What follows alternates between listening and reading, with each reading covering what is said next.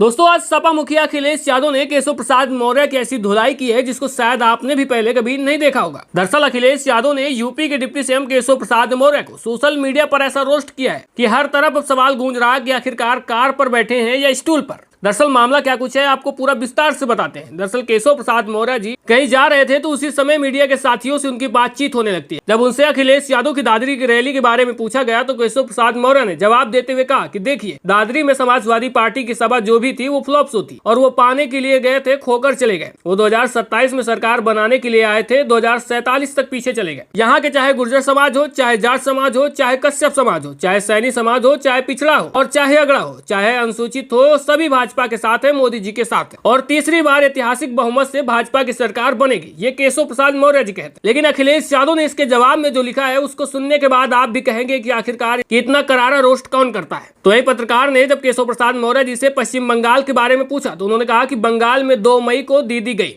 अब बताते हैं कि आखिरकार अखिलेश यादव ने केशव प्रसाद मौर्य का ये वीडियो शेयर किया है और उसमें क्या कुछ उन्होंने लिखा कि कार पर बैठकर बोल रहे हैं या स्टूल पर। उसके आगे लिखते हैं, सबसे पहला तो रोस्ट यही हो गया और उसके बाद लिखते हैं कि जनता द्वारा हराए जा चुके लोग अपने चुनाव का आकलन नहीं कर पाए, वो ना ही बोले तो उनका रहा सहा सम्मान बचा रहेगा। कृपा दृष्टि से मर्सी पोस्टिंग पाए लोग जब बिना मांगे अपनी राय देते हैं तो उपहास का पात्र बन जाते हैं। और उसके बाद कहते हैं कि अगर इतने ही बड़े राजनीतिक विशेषज्ञ थे तो खुद ही वो जगह बता दें जहाँ पीडीए की ताकत देखने खुद आना चाहेंगे। ये वचन है कि हम उन्हें सम्मान पूर्वक कुर्सी में बैठाएंगे। अगर रिश्ता अच्छा हो तो इच्छा हो तो उनसे भी पूछ ले, अगर कभी उनसे मिलना होता हो तो। ये इशारा है योगी आदित्यनाथ की तरफ से, यानी अगर वो भी अखिलेश यादव की रैली में आना चाहें तो वो भी आ जाए और केशव प्रसाद मौर्य खुद आकर देख ले और जहां पर कहेंगे वहां पीडीए की ताकत दिखा देंगे। ये अखिलेश यादव लिखते हैं और आगे लिखते हैं कि जो ना तो अपने बड़ों को नमस्कार करते हैं ना उनके नमस्कार का जवाब देते हैं, उनको भी हम प्लास्टिक की कुर्सी पर कहीं पीछे नहीं बल्कि सम्मान सहित आगे बैठाएंगे। यानी अखिलेश यादव जी का इशारा उस तरफ है जब मुख्यमंत्री और कई भाजपा के बड़े नेताओं की बैठक में योगी आदित्यनाथ को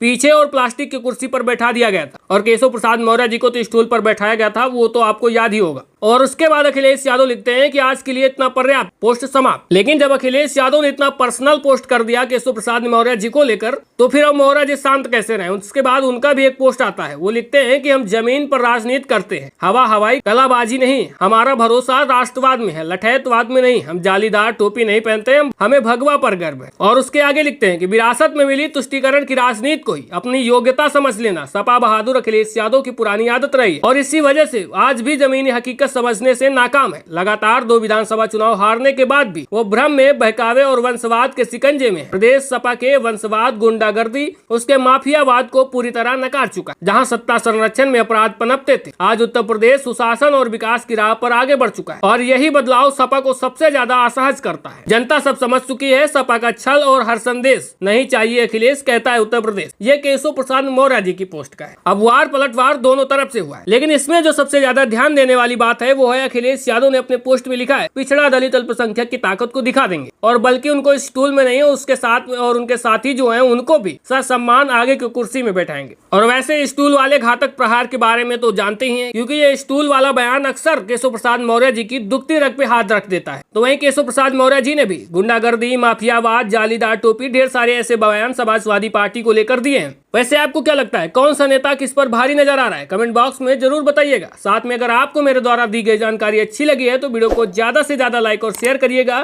साथ में चैनल को भी सब्सक्राइब और फॉलो करिएगा।